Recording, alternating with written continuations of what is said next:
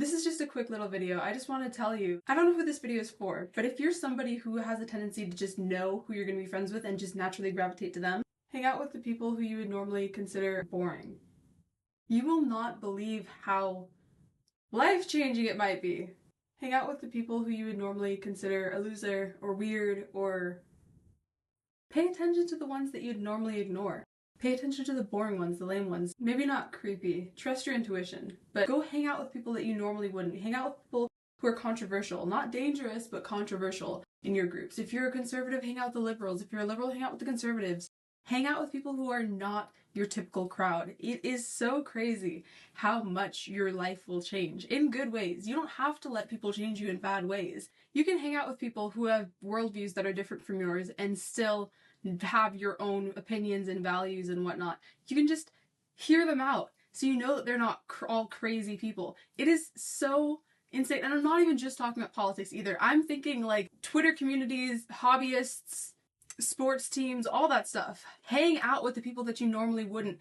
Hang out with people from different towns. Hang out with people from different high schools. Go talk to people who you wouldn't normally be around. It is so crazy. Talk to someone from a different country. Go find an online pen pal. It's not that hard. With Omegle, it used to be so much easier, but it's still not that hard. Go on Discord. Find somebody who you wouldn't normally hang out with. Find somebody who you wouldn't normally talk to, and figure out why they think the way that they think. They might benefit from finding out the way that you think too. It is so gratifying. And I used to think that I did this back in the day. I used to think that I was one of those people who had all of these diverse friends, but I really didn't.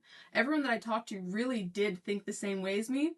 They had the same pattern of thinking. They just were in a different group from me. Now I'm actually talking to people. I'm specifically talking to people that I would see as boring, that I would see as, I don't need to get to know you.